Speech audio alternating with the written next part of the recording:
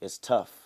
It's really tough, especially growing up in the city of Compton, because it's so easy to get your hands on negative. 23-year-old hip-hop artist Kendrick Lamar knows what he's talking about. Born and raised, still living in the California city of Compton, an area known for violence, drugs, and gangs. To describe Compton, one word that come off the brain right now is unpredictable. You got to be ready to know that negative is around the corner at any moment. Me, I'm from the hub city, here the Compton court building. Caught a murder when his homie died. Judge caught feelings, I'm on Rosecrans. He's been rapping about Compton since the age of 13, calling himself, in his words, a good kid in a mad city. Thank you. When I actually got on the mic and I heard my voice, it's something about that. It's a crazy energy. Kendrick tells me his songs evolve from what he's seen and heard here. And while the struggles have been constant, he's trying to send a message of hope and respect in a lot of his work. When I say these words, hopefully I can change something, whether it's a person or the neighborhood.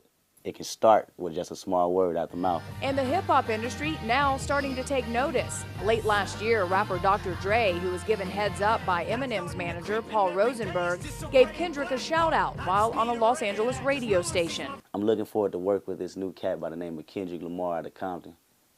And that was it. I'm trying to learn something new. I'm trying to find myself. I'm searching deep for Kendrick Lamar.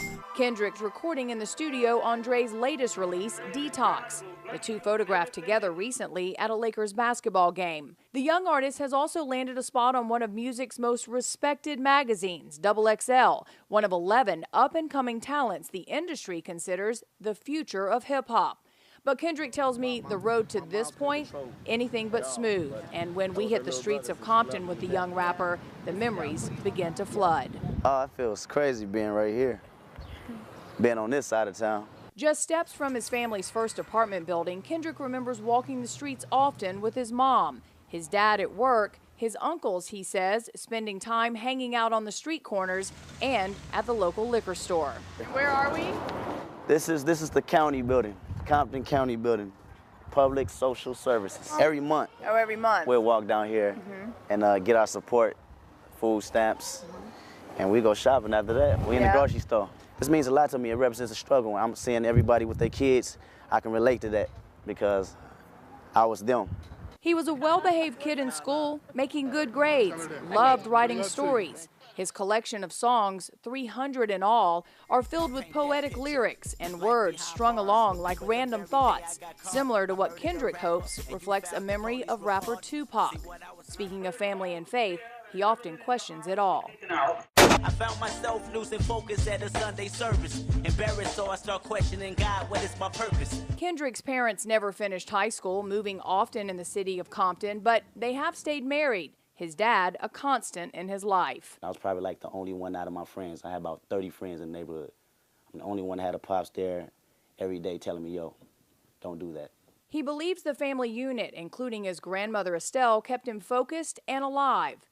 Each day, walking 6 or 7 blocks each way to and from high school with friends, Kendrick admits he was shot at several times. We knew times when to walk and when not to walk. You mean gangs? Yeah, gangs. Gangs. So you're in the middle of the gang action. Oh yeah, Compton. And you know it? Yeah.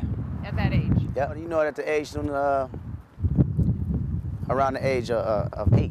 These days, he's in the studio every day, rhyming, writing, and recording. The song entitled The Hard Part 2, one of his most intense works. It gets really emotional for me sometimes because in the booth I actually cried and broke down on a certain part when I talk about my uncle who in prison, touching on living in the city of Compton, all the negative energy and how we self-destruction of our own kind. The kind of life he leads now keeps him busy. Kendrick's first sold-out show was this year in Los Angeles at the Key Club. Dr. Dre, his lifetime idol, made a surprise visit. Next thing I know, I see this dude, this big old giant walk out. I'm like, oh man, say it ain't so. He just walks out on me. And Dre walks out. It felt amazing, man. I think that was one of the best, one of the top 3 moments in my life. And now with the future limitless, this young dedicated artist can't help but reflect on those who once doubted him. They never said I wasn't talented enough. they'll say something like, the industry is shady, you don't need to be doing this. I respect their opinions, but at the end of the day, I had to follow my heart, and that's what I wanted to do. It was a passion. I couldn't shake it. And I'd be hurt now if I didn't stick with it, because it'll always be on my head.